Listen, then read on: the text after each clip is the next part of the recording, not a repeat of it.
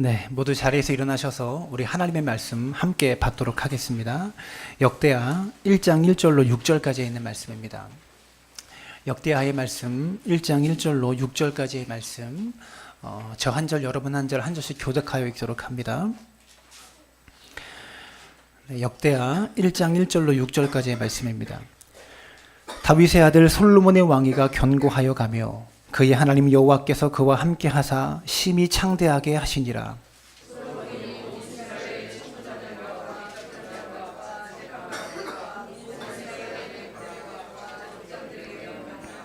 솔로몬이 온 회중과 함께 기브온 산당으로 갔으니 하나님의 회막 곧 여호와의 종 모세가 광야에서 지은 것이 거기 있음이라.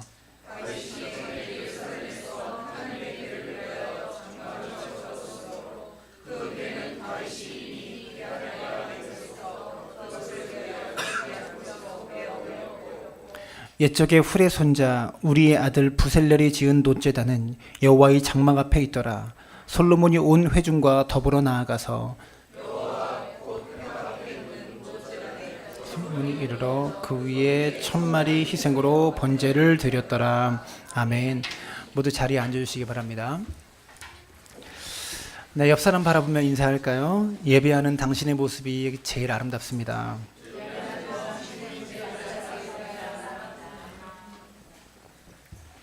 이렇게 인사하라고 하면 그냥 안녕하세요 하고 많은 분들이 있어요.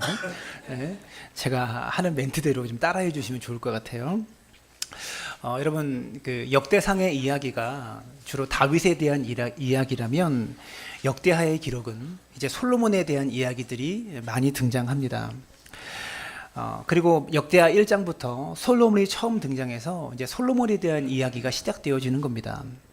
솔로몬이요, 아버지 다윗으로부터 이스라엘 국가의 나라의 왕위를 이어받기는 했지만 이 솔로몬이 왕으로서 그 자리를 지켜내는 것은 결코 쉬운 일이 아니었습니다. 왜냐하면 형제들 가운데서 왕의 자리를 탐내는 사람이 있었기 때문에 그렇습니다. 어떤 이들은 솔로몬이 왕으로서의 권위를 인정하지 않는 사람도 있어요. 왜냐하면 솔로몬은 다윗이 가늠한 여인 밧세바와 함께 그 사이에서 태어난 자식이기 때문에 솔로몬을 이 정통적인 왕으로 사람들이 인정하지 않았다라는 겁니다. 그래서 다른 사람이 왕이 되어야 한다고 주장하는 사람이 분명히 있었어요. 그래서 솔로몬은요, 사람들에게 나는 무능한 사람이고 연약한 사람인데 어쩌다가 아버지 잘 만나서 내가 행운으로 왕위를 이어받은 것이 아니다, 이것을 사람들 앞에 입증해야만 했습니다. 하나님께서 나를 이스라엘 왕으로 택하셨다라는 것을 보여주어야만 했고 사람들에게 왕으로서의 능력을 인정받는 일을 솔로몬이 만들어내야만 했다라는 것이죠.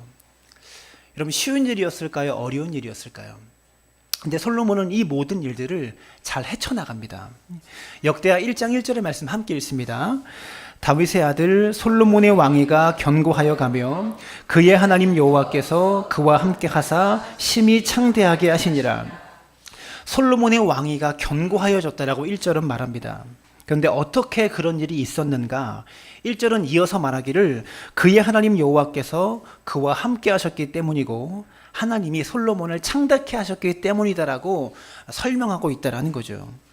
그래서 솔로몬은요, 하나님께 받은 이 은혜에 대해서 왕위가 견고하여지고 솔로몬이 심히 창대하게 된 이 은혜에 대해서 제사와 예물로 응답합니다. 이 받은 은혜에 감사해서 1000번째라는 엄청난 예배와 제물로 하나님께 응답을 한다는 것이죠. 3절을 보시면 솔로몬이 온 회중과 함께 기브온 산당으로 갔다라고 표현하고 있습니다. 그리고 그곳에서 무엇을 합니까? 1000마리의 짐승을 잡아서 하나님께 1000번째의 제사를 드렸다라는 겁니다. 근데 여기서 특이한 것은요, 솔로몬이 1000번째를 드리는데 기브온 산당으로 갔다라는 사실입니다. 여러분, 산당이 어떤 곳입니까? 산의 특별한 곳에서 어떤 신한테 제사를 드리는 곳이 산당입니다. 그래서 우상 숭배를 하는 곳으로 쓰였던 곳이 주로 산당이다라는 것이죠. 그래서 이스라엘 역사에서 산당은 성전과 다르게 우상 숭배의 장소로 주로 많이 쓰였어요. 그래서 열왕기서의 기록에 보면 산당에 대해서 매우 부정적인 어감으로 역사서 열왕기서에서는 등장합니다. 그러나 오늘 본문의 시점에서 아직 예루살렘에 성전이 지어지지 않았던 시점입니다. 그리고 오늘 본문은 두 가지의 이유에서 솔로몬이 기브온 산당에서 하나님께 일천번제를 드린 것이 합당한 일이고 모세 때부터 이어진 영적인 전통을 잇는 일이다라고 두 가지 이유를 들어 설명합니다. 3절에 보시면 솔로몬이 온 회중과 함께 기브온 산당으로 갔으니 하나님의 회막 곧 여호와의 종 모세가 광야에서 지은 것이 거기에 있음이라. 그러니까 기브온이라는 곳에, 기브온 산당에 모세가 광야에서 지었던 성막, 그것이 그 자리에 있었다라고 이 역대기의 저자는 말해주고 있다라는 겁니다. 5절을 보시면 부살렐이 지은 놋제단이 장막 앞에 있었다, 이렇게 표현하고 있어요. 부살렐은 어떤 사람이냐면 모세의 명령을 받아서 성막에 놋제단을 만든 사람입니다. 하나님께서 모세에게 어떠어떠하게 성막을 만들어라, 성막에 들어가는 기구는 어떠어떠하게 만들어라라고 모세에게 말씀하셨고, 그 말씀을 듣고 부살렐이라는 사람에게 명령하여서 네가 놋제단을 만들어라라고 모세가 명령을 하였습니다. 역대기의 저자는 이러한 두 가지의 면에서 솔로몬이 지금 기브온 산당에서 드리고 있는 일천번제가 우상 숭배가 아니라 모세 시대의 영적인 전통성과 영적인 부분을 계승하고 있는 것임을 증명해내고 있다는 거죠. 여러분, 그리고요, 솔로몬은요, 다른 사람이 하던 대로 예배하지 않았습니다. 특별히 아버지 다윗이 믿음의 사람이었고 위대한 사람이었지만 아버지가 하던 대로, 아버지가 예배하는 것을 보던 대로 그대로 예배하지 않았습니다. 솔로몬은 자신이 할 수 있는 최고의 정성으로 예배에 최선을 다합니다. 역대상 28장 1절인데요. 화면에 나와요. 근데 역대상 28장 1절을 보시면서 이때 다윗이 불러 모았던 사람들이 누구인지에 대해서 한번 주목해 보시기를 바랍니다. 역대상 28장 1절 함께 읽습니다. 시작. 다윗이 이스라엘 모든 고관 곧 각 지파의 어른과 왕을 섬기는 반장들과 천부장들과 백부장들과 및 왕과 왕자의 모든 소유와 가축의 감독과 내시와 장사와 모든 용사를 예루살렘으로 소집하고, 다윗은 자신이 할 수 있는 한 이스라엘의 모든 지도자들을 예루살렘으로 소집했습니다. 자신이 부를 수 있는 모든 지도자들을 다 불러서 내 앞에 모여라라고 소집을 했어요. 그리고 그 자리에 모인 이 모든 지도자들에게 성전 건축에 대한 비전을 나누고 헌신을 요구하고 이 성전 건축에 함께 모인 지도자들이 동참해 줄 것을 요청합니다. 그리고 이제 아버지의 뒤를 이은 솔로몬이 다시 한번 이스라엘의 모든 지도자를 불러 모읍니다. 오늘 본문 역대하 1장 2절과 3절인데요. 솔로몬이 온 이스라엘의 천부장들과 백부장들과 재판관들과 온 이스라엘의 방백들과 족장들에게 명령하여 솔로몬이 온 회중과 함께 기브온 산당으로 갔으니, 이렇게 말합니다. 여러분, 아버지 다윗은 성전을 건축하기 위해서 이 비전을 알려주고 함께 동참할 것을 요청하기 위해서 이스라엘의 모든 지도자들을 모았습니다. 그러나 다윗의 아들 솔로몬은 하나님께 예배하기 위하여, 이 일천번제를 드리기 위하여 이스라엘의 모든 지도자들을 불러 모았다라는 겁니다. 솔로몬이요, 기브온 산당에서 드린 이 제사는 하나님께서 내게 이런 은혜를 주셨다, 나의 앞날을, 이 국가의 앞날을 하나님께서 인도하실 것이다, 하나님께 달려있다라고 고백하는 신앙의 고백이다라는 겁니다. 사랑하는 여러분, 예배는 신앙 고백입니다. 여러분, 예배가 왜 신앙 고백일까요? 우리가 예배를 드린다고 하는 것은 하나님을 하나님으로 인정하는 것입니다.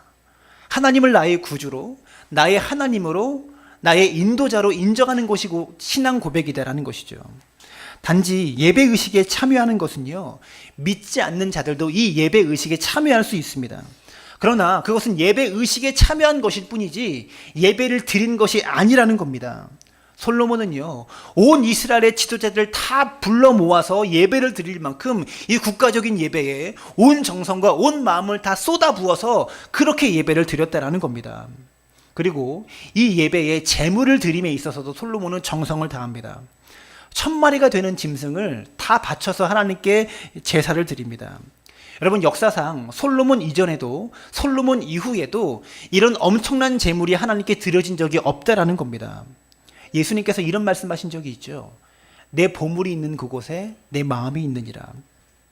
우리가 누군가에 대해서 좋은 마음을 가지고 있으면 그 사람에 대해서 돈을 쓰게 되어 있습니다.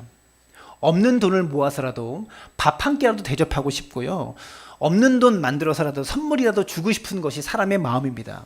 그런데 정이 안 가고 마음이 안 가는 사람에게는요, 내 지갑 안에 돈이 가득 채워져 있어도 끼니 때 만나도 점심시간에 만나도 다음에 보자 하고 헤어지는 것이 사람입니다. 여러분 따라해 볼까요? 사람은 마음이 있는 곳에 돈을 쓰게 되어 있습니다. 솔로몬은 지금 역사상 전무후무한 엄청난 예물을 하나님께 이렇게 올려드렸다고 해서 사람들로부터 솔로몬이 왕으로서 더 인정받는 것이 아닙니다. 왕위가 더 튼튼해지는 것이 아닙니다. 솔로몬은 다른 것 계산하지 않고 오직 하나님께 드린 예배에 정성을 다해서 드리기 위해서 최선을 다하고 있다는 것이죠. 여러분 아마도 사람들은 이렇게 생각할 수 있겠죠. 굳이 1000마리의 짐승을 다 잡을 필요가 있었을까? 몇 마리만 예물로 드리고 나머지는 불쌍한 사람에게 좀 주었다면, 나누어 주었다면 왕으로서 백성들의 마음을 더 얻을 수 있지 않았을까? 10마리만 드리고 990마리를 사람들에게 고기 먹으라고 좀 나눠줬다면 얼마나 좋겠습니까? 백성들의 민심도 더 얻을 수 있고. 그런데 실제로 예수님 시대에 이런 비슷한 질문들을 제자들이 합니다. 마태복음 26장 7절 말씀해 보시면 한 여자가 매우 귀한 향유 한 옥합을 가지고 나와서 식사하시는 예수님의 머리에 부으니 라고 말합니다. 근데 제자들이 이 모습을 보면서 분개하고 화가 나면서 왜 이것을 낭비하느냐, 이 귀한 옥합을 왜 낭비하느냐, 이 비싼 것을 차라리 팔아서 가난한 자들에게 주었다면 좋지 않겠느냐라고 이야기하죠. 근데 거기에 대해서 예수님 뭐라고 말씀하십니까? 너희가 어찌하여 이 여자를 괴롭게 하느냐, 그가 내게 좋은 일을 하였느니라. 예수님은요 가난한 자를 돕지 말라고 말씀하신 적이 없습니다. 예수님의 머리에 옥합을 깨트린 이 여인의 헌신에 대해서, 여러분 그 당시 옥합은요 여인이 평생토록 모으는 결혼 패물이었습니다. 일평생을 모아서 이 옥합을 가지고 남편에게 시집을 가는 거예요. 그런데 시집 가기 위해서 평생토록 모아놓은 이 옥합을 예수님 앞에 한순간에 다 깨어 부십니다. 제자들은 차라리 가난한 자들에게 주면 더 좋은 것을 왜 이렇게 낭비하느냐라고 여인을 호통칩니다. 근데 예수님은 이 여인을 칭찬하고 계시다라는 거죠. 여러분 가난한 사람을 도우면 수도 없이 많은 사람을 도울 수 있는 엄청난 금액의 향유를 예수님의 머리에 부었는데 예수님은 이 여인을 칭찬하고 있어요. 여러분 이것은요 예수님이 사치병이나 낭비벽이 있지 않고서는 결코 칭찬할 수 없는 겁니다. 그런데 예수님은 이 여인을 칭찬하십니다. 여러분 이 칭찬이 무슨 의미일까요? 이 여인이 행한 일은 가난한 사람을 돕는 것과 바꿀 수 있는 일이 아니다. 이 여인이 행한 이 일은 가난한 사람을 돕는 일과 바꿀 수 있는 일이 아니다라는 겁니다. 즉 가난한 자를 돕는 선한 일과 하나님께 드리는 예물을 혼돈해서는 안 된다라는 것을 말씀하고 있다라는 겁니다. 여러분 우리가 부모님에게 마땅히 해야 될 자녀로서의 도리가 있죠. 근데 자녀로서 해야 될 마땅한 도리를 불쌍한 사람을 돕는 것으로 대신할 수 없는 것 아닙니까? 부모님께 해야 될 도리는 부모님께 해야 되고 가난한 자를 돕는 일은 그 역시 당연히 해야 되는 것입니다. 가난한 자를 돕는다고 해서 부모님께 해야 될 도리를 안 해도 되는 것은 아니고, 또한 부모님께 자녀로서의 도리를 한다고 가난한 자를 돕는 일을 안 해도 되는 것은 아니라는 겁니다. 여러분 우리가 하나님께 가져야 될 올바른 태도가 이것입니다. 예배는 예배이고 구제는 구제입니다. 하나님께 드리는 예물은 예물이고요, 가난한 자를 돕는 일은 내가 또 역시 해야 되는 일이라는 겁니다. 여러분 솔로몬이 하나님께 드린 1,000번째의 예물은 그런 관점으로 바라보아야 한다는 거죠. 이 많은 예물을 낭비하는 것이, 허비하는 것이 아니라는 겁니다. 그리고 솔로몬은 이 1,000번의 귀한 예물을 드림으로 역사상 전무후무한 지혜의 복을 솔로몬이 얻게 되어집니다. 그리고 그가 다스리는 시대 안에서 이스라엘이 얼마나 경제적으로 부유했는지를 14절부터 17절까지의 말씀해 보시면, 백향목이라는 귀한 나무가 길거리에 뽕나무처럼 많아졌고 금은 덩어리를 돌멩이처럼 흔하게 되었다, 금은이 돌덩이처럼 흔하게 되었다라고 그렇게 표현하고 있다는 거죠. 그 정도로 이스라엘 국가가 번성해집니다. 역대하를 넘어가다 보면 솔로몬을 통해서 이스라엘 국가의 영토가 계속해서 확장하고 있음을 보게 되어집니다. 여러분, 이 모든 것이 어디에서부터 출발되어졌는가? 어디에서부터 시작되어졌는가? 오늘 역대하의 저자는요, 그것이 바로 솔로몬의 예배에서부터 출발되어졌다고 말하고 있다는 겁니다. 그래서 솔로몬의 이야기의 시작을 이 1000번째의 제사로 시작하고 있다는 것이죠. 여러분, 기억해야 됩니다. 솔로몬은 일평생을 사는 동안에 그가 가진 지혜가 흐트러지지 않았어요. 그의 말년에 솔로몬이 가진 지혜가 흐트러지지 않았습니다. 하나님께서 선물로 주신, 은사로 주신 지혜는 솔로몬이 젊었을 때나 늙었을 때나 결코 흐트러지지 않았다는 거죠. 솔로몬의 말년에 전도서를 쓸 정도로, 솔로몬이 말년에 기록한 책이 전도서예요. 지혜의 보고인 전도서. 근데 그 책은 사실 솔로몬만 쓴 것이 아니라 다윗의 아들 이스라엘의 왕 전도자라고 말하고 있어요. 전도서 1장 1절에 보면. 근데 그 말은 여기서 아들이라는 것은, 다윗의 아들이라는 것은 솔로몬만을 말하는 것이 아니라 다윗의 후손 모든 사람을 가리킵니다. 그러니까 다윗부터 솔로몬부터 시드기야까지, 나아가서는 예수 그리스도까지 전도자의 모음집이 전도서라고 말할 수 있어요. 근데 이 전도서를 솔로몬도 썼다라는 겁니다. 솔로몬도 많은 부분을 전도서의 저자로 집필했었다라는 것이죠. 그 정도로 솔로몬의 지혜가 흐트러지지 않았습니다. 근데 우리는 알고 있죠. 솔로몬의 말년이 어떻다는 것을. 솔로몬이 마지막에 얼마나 타락했고 그 타락함 때문에 나라가 둘로 쪼개졌다는 것을 우리는 알고 있습니다. 여러분, 솔로몬이 받은 지혜 때문에 이스라엘 나라가 강성해진 것이라면 솔로몬이 죽을 때까지 이스라엘은 번성했어야만 하는데 솔로몬의 말년에 나라가 둘로 쪼개집니다. 왜 그랬을까요? 솔로몬이 예배자의 삶을 살았을 때는 나라가 강성해졌는데 솔로몬이 예배에 실패했을 때 이스라엘이 패망하는 길로 들어섰다라고 성경은 이야기합니다. 여러분, 열왕기상 11장 9절부터 11절까지의 말씀 함께 읽었으면 좋겠습니다. 함께 읽습니다. 시작. 솔로몬이 마음을 돌려 이스라엘의 하나님 여호와를 떠남으로 여호와께서 그에게 진노하시니라. 여호와께서 일찍이 2번이나 그에게 나타나시고 이 일에 대하여 명령하사 다른 신을 따르지 말라 하셨으나 그가 여호와의 명령을 지키지 않았으므로 여호와께서 솔로몬에게 말씀하시되 내게 이러한 일이 있었고 또 내가 내 언약과 내게 명령한 법도를 지키지 아니하였으니 내가 반드시 이 나라를 내게서 빼앗아 내 신하에게 주리라. 여러분, 지혜가 삶의 안정과 번영을 가져다 주는 것이 아닙니다.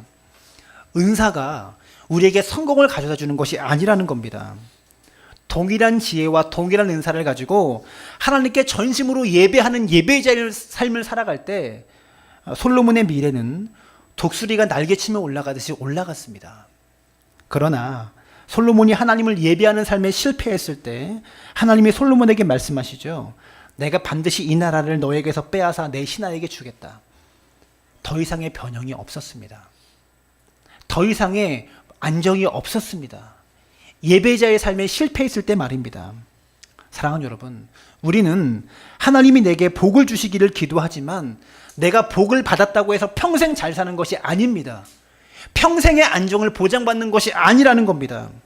우리의 복이 정말 내 삶의 안정과 평안을 가져다 주려면 복을 받은 자가 예배의 자리를 지킬 때, 복을 받은 자가 그 받은 복을 가지고 예배자의 삶을 살아갈 때, 정말 하나님만을 예배하는 마음을 가지고 우리가 세상을 살아갈 때, 그때 우리가 받은 복이 진짜 복이 되게 하신다라는 겁니다.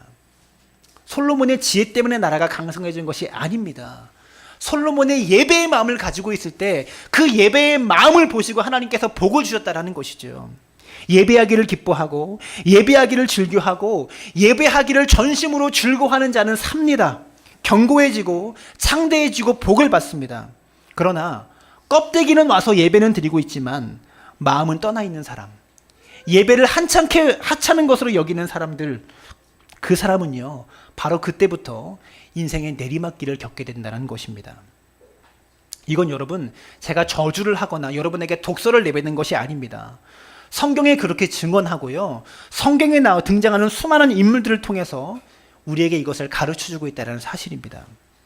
여러분, 인류 최초의 범죄인 에덴 동산에서 아담과 하와가 범죄한 내용이 무엇입니까?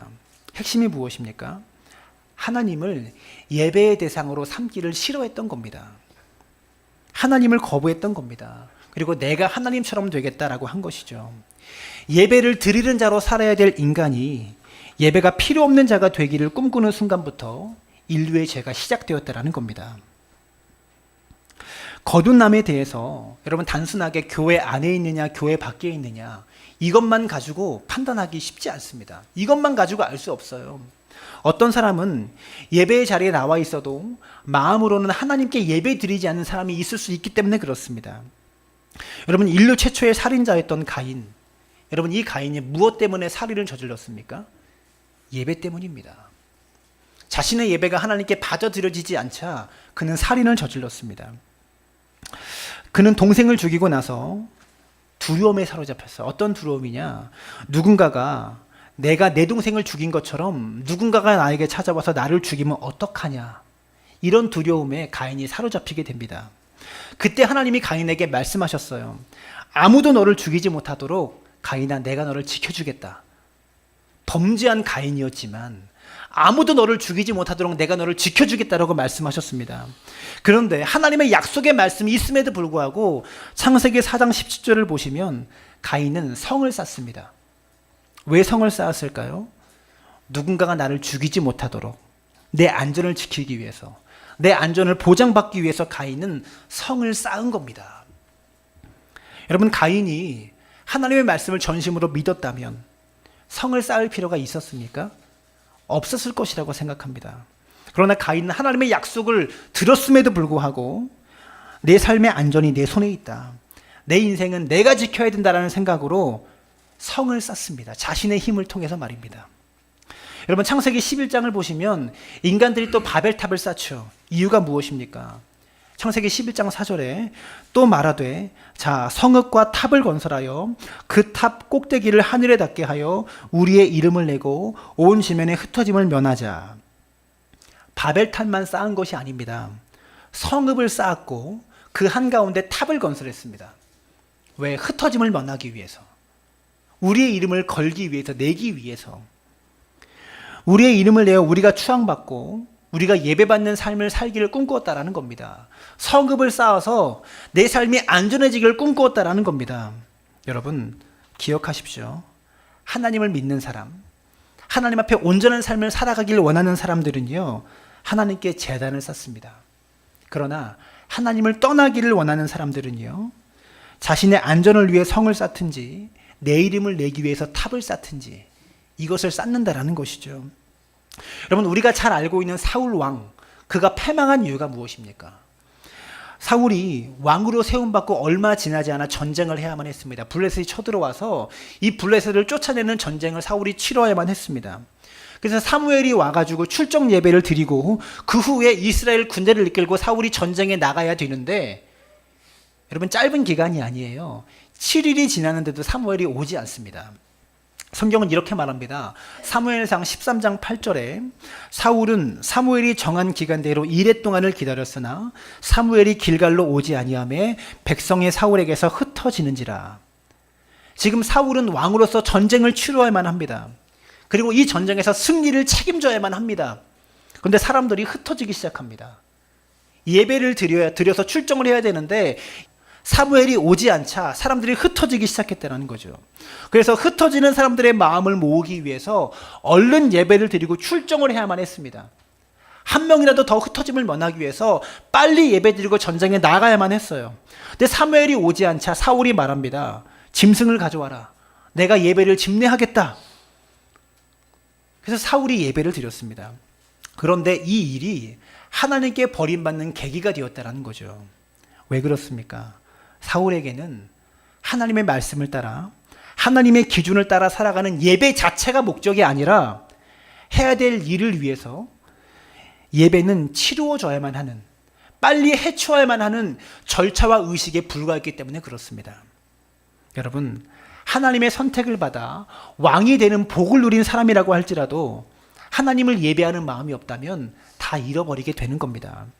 심지어 사무엘이 사울에게 말하기를 당신이 정말 하나님을 예배하는 예배자로 살았다면 하나님께서 당신의 왕위를 영원토록 견고하게 하셨을 겁니다. 즉 무엇입니까? 당신의 아들의 아들의 아들까지 계속해서 왕위가 계승되게 하셨을 겁니다.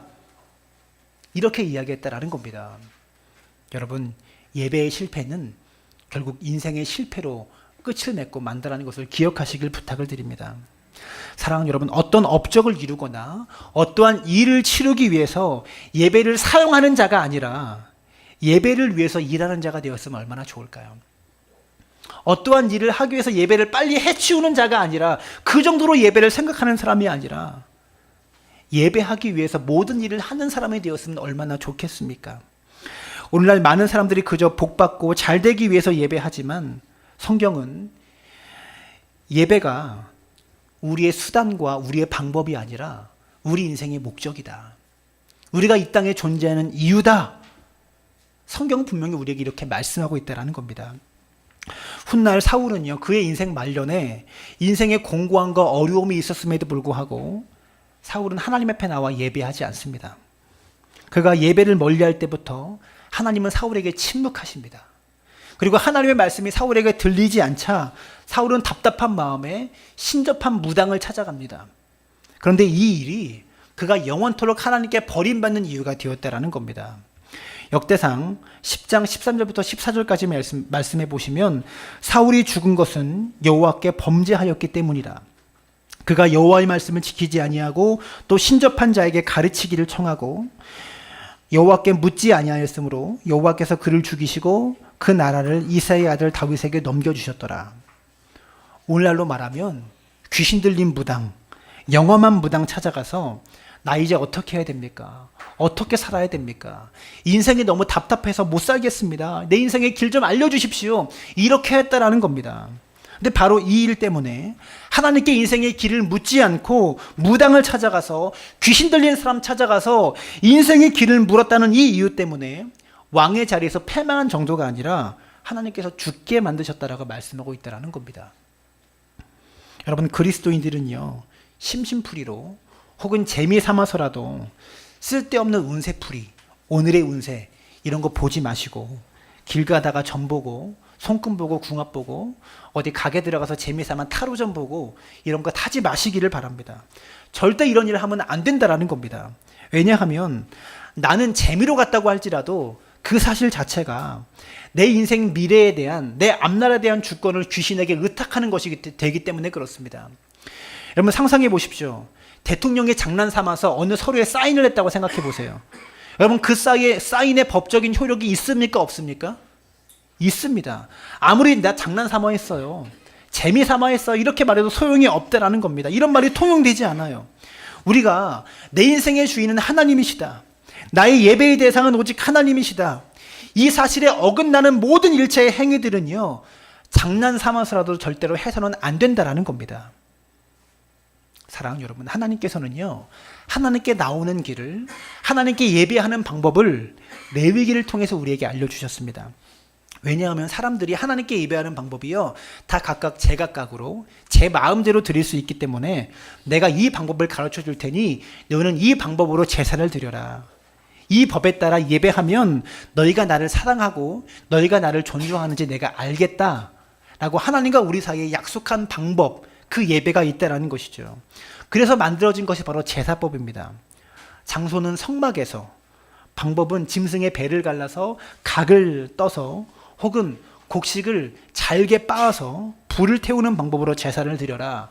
예배의 길을, 예배의 방법을 제시해 주셨다는 겁니다. 여러분, 생각해 보세요. 소 한 마리 잡는데요, 여러분, 소 한 마리를 배를 가르고 내장을 뽑고 피를 다 뽑아내고 보기 좋게 각을 뜨는데 얼마의 시간이 걸릴까요? 여러분, 소 잡는 사람들, 소 부위별로 나누는 사람들 생각해 보세요. 한 마리 잡는데 3-4시간 걸려요. 근데 그 한 여름에 해가 쨍쨍 내리끼는 광야 한가운데 태양볕에서 그 일을 해야 되는 겁니다. 소를 잡는 일을 제사장이 하는 것이 아니라 예배 드리는 그 사람이 직접 해야 되는 거예요. 고운 가루를 내서 곡식을 빻는 일, 여러분, 그 당시는요, 방앗간이 없었어요.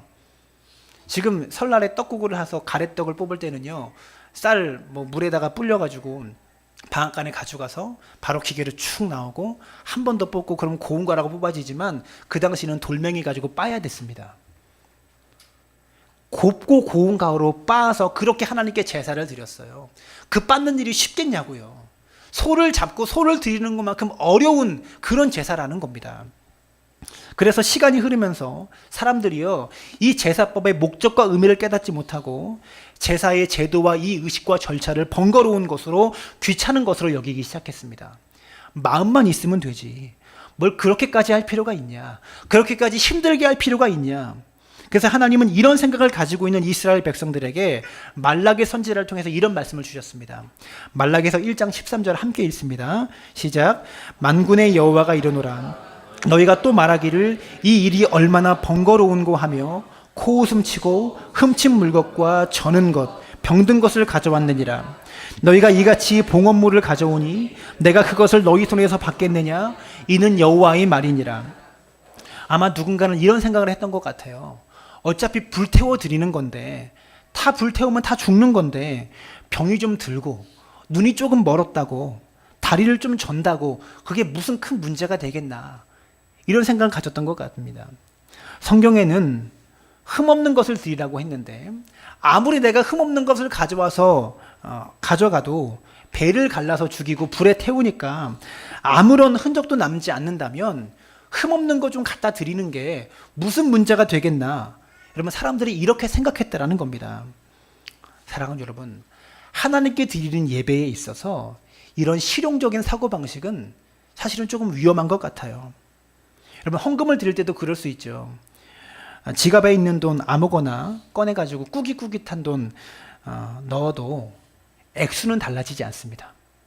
그 돈의 가치는 변하지 않아요.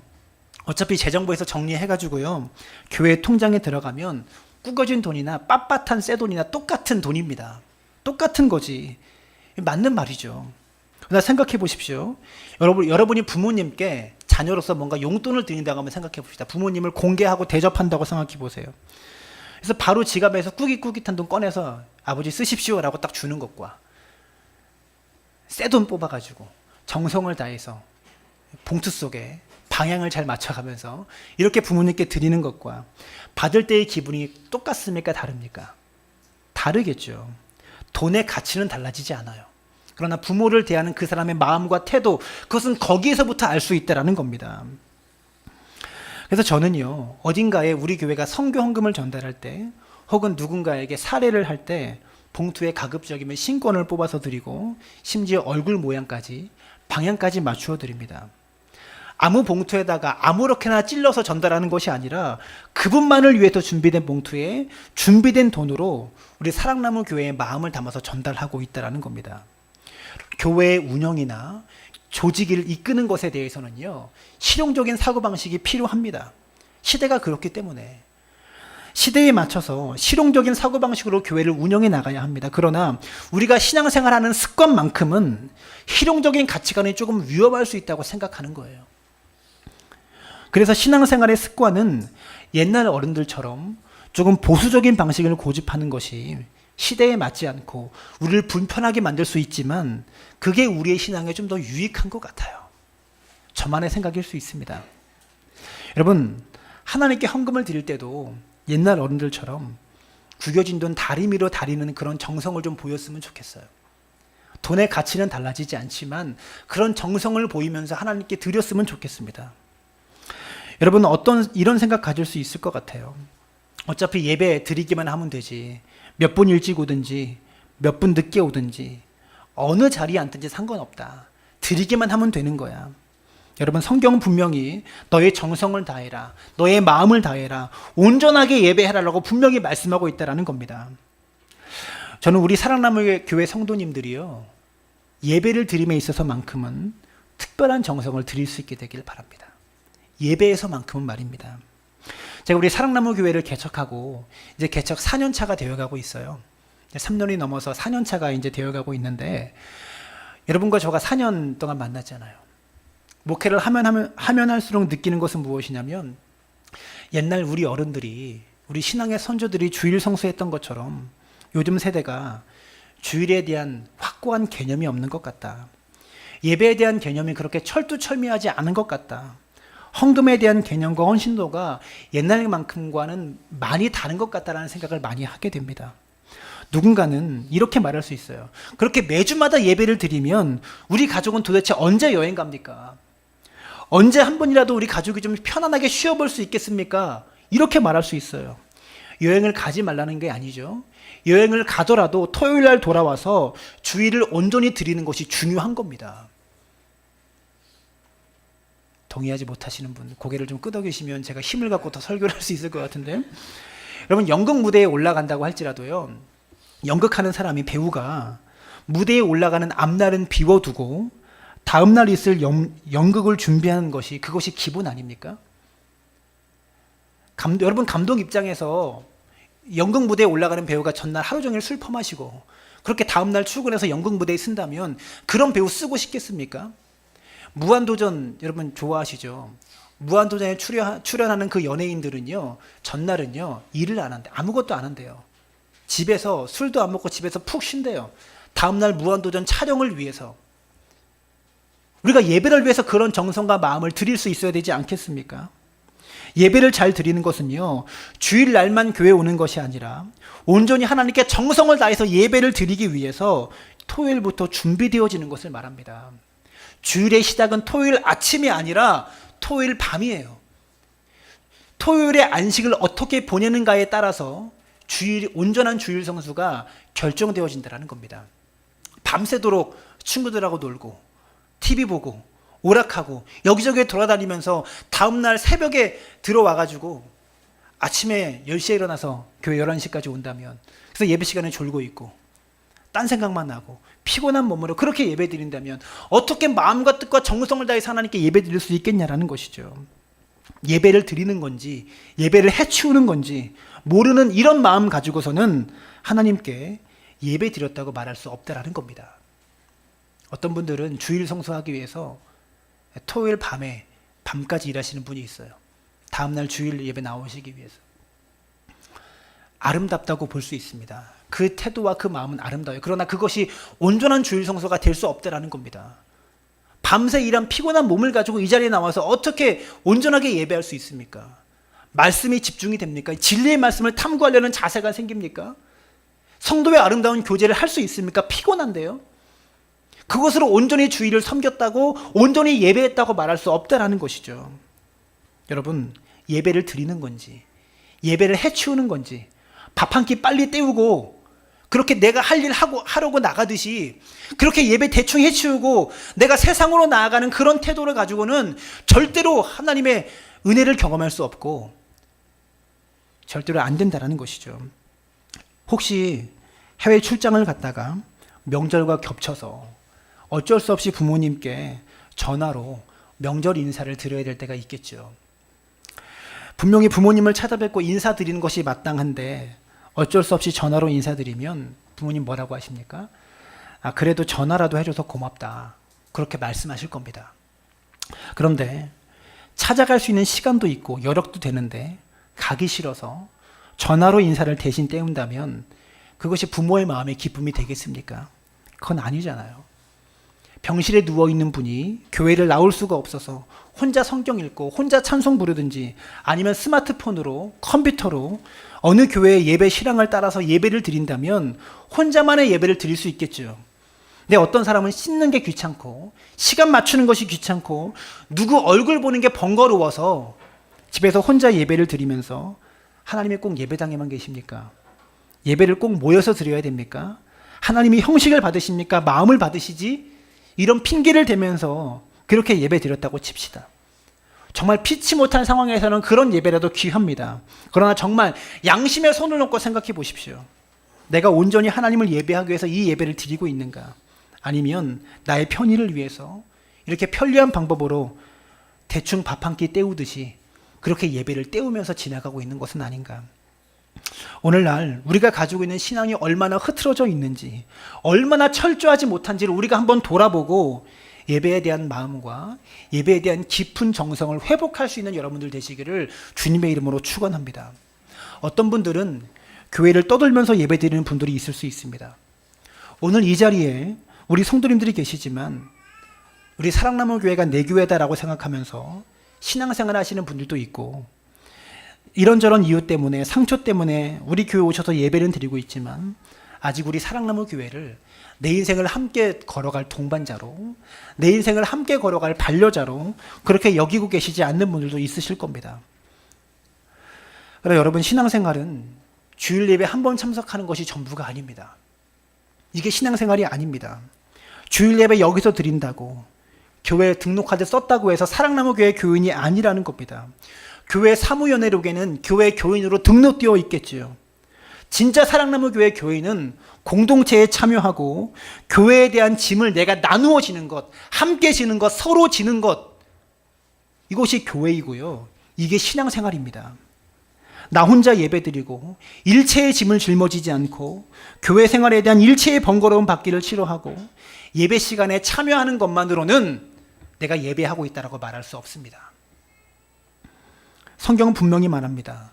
너희가 서로 짐을 지라. 이 명령 앞에서 짐지기 싫어하고 약점 감당하기 싫어하고 부담 갖는 것에서 벗어나려고 하는 마음은 온전한 신앙이라고 말할 수 없다는 것이죠. 사랑하는 여러분, 아담의 실패, 가인의 실패, 사울 왕의 실패, 말라기 시대의 실패, 이것과는 다르게 믿음의 조상이었던 아브라함은 그의 일평생 동안 어디를 가든지 제단을 쌓는 일을 가장 먼저 했습니다. 어디를 가든지 하나님을 예배하는 일을 가장 먼저 했다라는 거죠. 아브라함은 일생 동안 하나님에 대한 믿음의 고백을, 하나님의 약속을 이루실 것에 대한 확신의 고백을 제단을 쌓는 것으로 표현했습니다. 그리고 그 예배의 태도 때문에 아브라함은 믿음의 조상이 되었고, 아브라함의 예배를 이어받은 후손들은 젖과 꿀이 흐르는 가나안 땅에 결국 들어가서 큰 민족을 이루게 되었다라는 겁니다. 그 시작이 무엇이 있었습니까? 아브라함이 하나님을 예배하기 위한 제단에 있었다라는 것입니다. 로마 시대의 기독교인들이 어둡고 습기 찬 지하의 무덤, 카타콤으로 피해 들어간 이유가 무엇일까요? 예배하기 위해서입니다. 예수 그리스도만을 예배하기 위해서. 로마의 황제가 신이라고 일컬어지는 세상 속에서 오직 예수 그리스도만이 우리의 구세주다, 나의 구원자이시다, 예수 그리스도만이 하나님이시다, 그 예수 그리스도를 예배하기 위해서 그들은 지하 무덤으로 들어간 것입니다. 황제를 숭배하는 것을 거부하면서까지요. 유럽의 삶의 터전을 가지고 있었던 청교도인들, 신대륙을 발견하기 위해서 아메리카로 떠날 때 잘 먹고 잘 살기 위해서 그들이 떠난 것이 아닙니다. 유럽이 살기 힘드니까 신대륙 발견해서 거기서 배부르고 등 따시게 살자, 그 마음으로 떠난 것이 아니라는 겁니다. 변질되어 버린 카톨릭의 영향력 아래, 변질되어 버린 구교의 영향력 아래에서 종교개혁의 신앙을 이어가려면 생명을 내놓아야 하는 그런 시대 속에서 마음껏 하나님 말씀 붙잡고 예배하기 위하여 그리스도인들은요, 자기의 전 재산을 처분하고 가족들과 함께 배 한 척에 자신의 목숨을 걸고 자신의 인생을 걸고 신대륙을 찾아 떠나갑니다. 누군가가 몇 번 다녀온 길이 아닙니다. 갈 수는 있을지, 새로운 땅을 찾을 수는 있을지, 네 인생이 바다에서 그냥 끝나버릴지도 모르는 그런 모험에 자신의 인생을 던졌습니다. 이유가 무엇입니까? 하나님을 마음껏 예배하기 위해서. 사람들은 이렇게 말할 수도 있겠죠. 변질된 카톨릭의 종교 속에서도 마음으로는 예수님 믿고 하나님 믿으면서 나만 변질되지 않으면 되는 것 아니냐. 그러나 미국으로 건너간 청교도인은 이런 주장을 받아들이지 않습니다. 마음껏 예배하고 마음껏 고백하되 마음으로뿐만이 아니라 밖으로도 찬양하고 밖으로도 고백하기 위해서 신앙을 마음껏 표현할 수 있는 자유의 땅을 찾아 그들은 떠나갔다라는 것입니다. 우리나라도 일제강점기의 기간 동안에 교회에 임에도 불구하고 신사참배에 대한 요구를 받았습니다.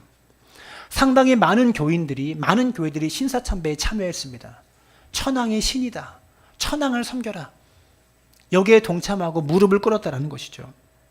한국 교회사를 보면 목사들이요, 신사가 있는 동쪽을 향해서 절을 하면서도 마음으로는 그들이 기도했다고 합니다. 하나님 용서해 주십시오. 우리가 머리 숙이는 것은 천황에 대해서 머리 숙이는 것이 아니라 하나님께 대하여 머리를 숙이는 겁니다. 이렇게 마음속으로 기도하면서 신사참배에 참여했다고 합니다. 여러분, 그것은 변명일 뿐이죠. 변명입니다. 마지못해 죽지 못해 그렇게 했던 것이 한국교회의 지난 역사입니다. 부끄러운 역사죠. 겉으로는 머리를 숙이면서 마음으로는 하나님께 머리를 숙인 것이라고 고백했을지 몰라도 그러한 우리를 향하여 일제는 너희는 천황을 숭배하고 있다, 너희는 천황을 섬기고 있다라고 확실하게 인정하고 믿었다라는 것이죠. 그러나 마음뿐만이 아니라 다른 사람 보기에도 나는 하나님만을 섬기는 예배자다, 이러한 사람이 되기를 꿈꾸었던 사람들은요, 그 시대에도 목숨을 걸고 온갖 고난과 고초와 고문을 받으면서 하나님만을 예배하고 인정하기 위해서 목숨을 바쳤습니다. 그게 성경의 역사이고, 그게 교회의 역사이고, 그게 우리나라 기독교의 역사입니다.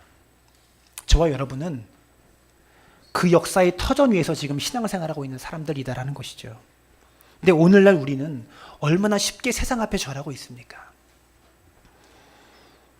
정말 예배를 위해, 내적으로 외적으로 온전한 예배를 드리기 위해 우리 선조들은 목숨을 걸었는데 오늘 우리는 무엇을 걸고 있냐라는 것이죠. 정말 예배를 위해서, 내적으로나 겉으로나 온전한 예배를 드리기 위해서 우리 선조들은 목숨을 걸었습니다. 그것이 교회의 역사이고, 우리 교단의 역사이고, 한국교회의 역사인데, 여러분은 그 역사의 터전 위에서 이렇게 편하게 신앙생활하고 있으면서 이 예배를 위해서 무엇을 드리고 무엇을 걸고 있냐라는 것이죠. 어쩌다가 예배 늦을 수 있어요. 어쩌다가 몸이 아프고 컨디션이 안 좋아서 예배를 온전하게 드리지 못할 수 있습니다. 목사인 저도 그럴 때가 분명히 있어요. 그러나 습관적으로 예배 시간에 늦는 건 어쩌다가 있는 일이 아니지 않습니까? 습관적으로 예배 시간에 조는 건 어쩌다 있는 일이 아니지 않습니까? 우리가 온전한 예배를 드리기 위해서 마음의 준비, 몸의 준비, 성경의 준비, 찬송의 준비, 예물의 준비, 내가 오늘 예배를 드리기 위해서 불러야 될 찬송이 무엇인지 가사라도 한번 읽어보고, 오늘 들을 말씀이 무엇인지 본문이라도 한번 읽어보고, 정성을 다해 준비한 예물 가지고 왔나 다시 한번 확인해보고, 이렇게 예배를 드리는 사람하고 아무 생각 없이 헐레벌떡 막 대충 옷 차려입고 달려와서 설교 시작하면 딴 생각하고 딴짓하고 예배를 밥 한 끼 대충 때우고 내가 할 일 찾아서 가듯이 그렇게 예배 드리는 사람하고 도대체 누가 온전한 예배를 드리는 사람이라고 말할 수 있겠냐라는 것이죠. 하나님은요, 오늘도 예배하는 자들을 찾으십니다. 예배 시간에 앉아있는 자들을 찾으시는 것이 아니라 마음과 뜻과 정성을 다해 예배하는 사람들을 찾으신다라는 거죠. 말씀의 결론을 맺겠습니다. 요한복음 4장에서 예수님 말씀하십니다. 4장 23절과 24절 함께 읽습니다. 시작. 아버지께 참되게 예배하는 자들은 영과 진리로 예배할 때가 노니 곧 이때라. 아버지께서는 자기에게 이렇게 예배하는 자들을 찾으시느니라. 하나님은 영이시니 예배하는 자가 영과 진리로 예배할지니라. 성경이 말하고 있는 영과 진리로 예배한다는 것이 무엇입니까? 성령과 말씀을 의미하는 거예요. 한쪽으로는 하나님의 은혜에 감동된 마음을 따라서, 한쪽으로는 하나님의 말씀에 순종하며 살려는 삶의 태도를 따라서 이렇게 하나님께 예배 드려라 라는 것입니다. 따라할까요? 하나님은 이렇게 예배하는 자들을 찾으시느니라. 찾으시느니라. 여러분, 예수님 시대에 예배가 없었습니까? 성전이 없었습니까? 제사장이 없었습니까? 성경을 가르치는 자들이 없었습니까? 그 시대에도 다 있었습니다. 성전이 있었고 동네마다 회당이 있었고 율법학자들이 있었고 예배하는 사람들이 있었다라는 거죠. 근데 예수님은 다 있는 시대에 말씀하십니다. 이렇게 예배하는 자들을 찾으시느니라. 나는 찾고 있다. 여러분, 주일날 교회에 나와서 이 예배 의식에 참여하는 것으로 내가 예배를 드리고 있다, 내가 기독교인이다, 내 믿음 고백했다, 이렇게 말할 것이 아니라 우리의 진정성을 담을 수 있는 예배를 드릴 수 있게 되기를 바랍니다. 주님 분명히 말씀하셨습니다. 마음을 다하고 뜻을 다하고 목숨을 다해 주 너의 하나님을 사랑하라. 하나님을 사랑하는 방법이 무엇입니까? 예배입니다. 하나님에 대한 사랑의 고백이 무엇입니까? 예배입니다. 하나님에 대한 사랑과 믿음은 무엇으로 표현하는 것입니까? 예배로 표현하는 것입니다.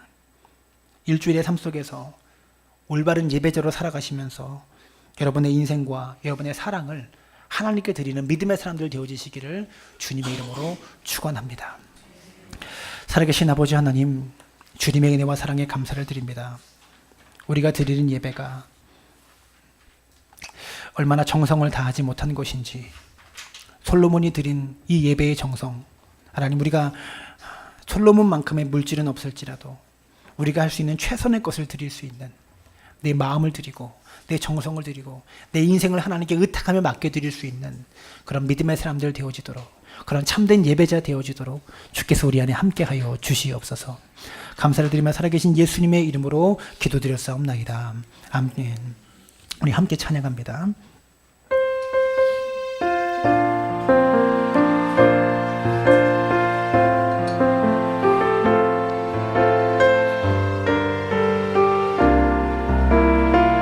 완전하신 나의 주, 완전하신 나의 의의 길로 인도하소서. 의의 길로 날 인도하소서. 행하신 모든 일 주님의 영광 다 경배합니다. 완전하신 나의 주, 완전하신 나의 의의 길로, 의의 길로 날 인도.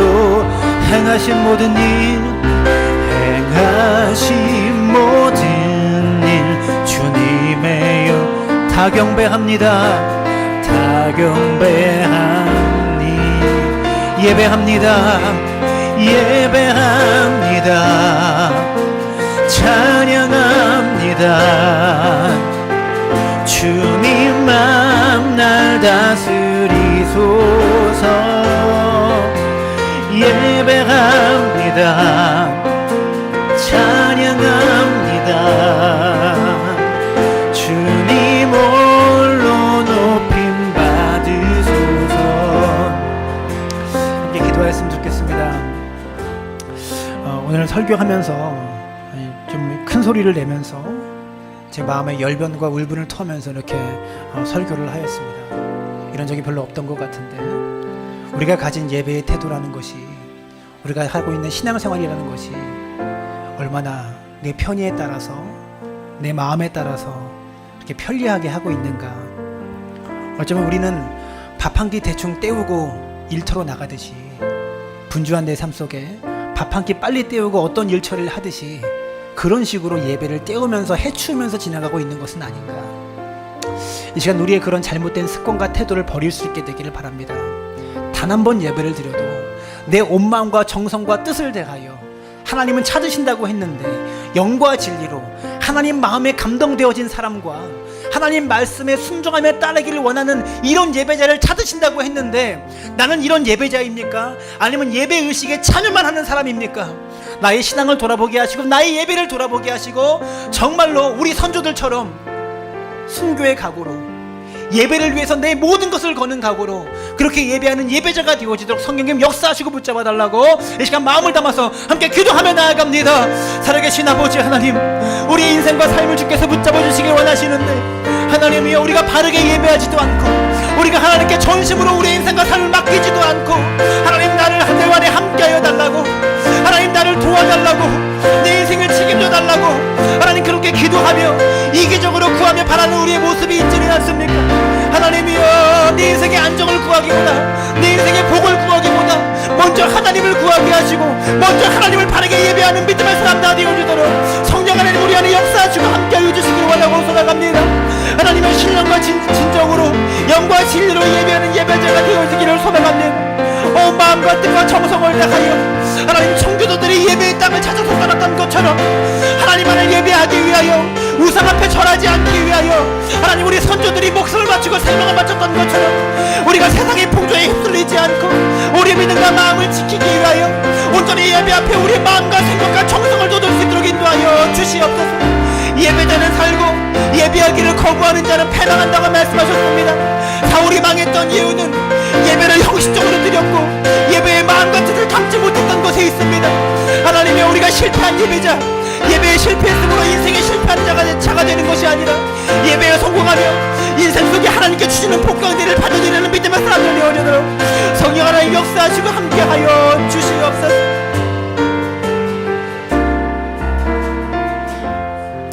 이제는 우리를 죄에서 구원하신 우리 구주 예수 그리스도의 구속의 은혜와 하나님 아버지의 무한하신 사랑하심과 성령님의 감화감동 교통 역사하심이 오늘도 말씀을 듣고 온 마음과 정성과 뜻을 다하여 영과 진리로 하나님만을 예배하기를 원하며 다짐하며 돌아가는 당신의 사랑하는 백성들 머리 위에와 저들의 삶과 인생과 범사 위에 이제부터 영원토록 함께 계시기를 간절히 축원하옵나이다. 아멘.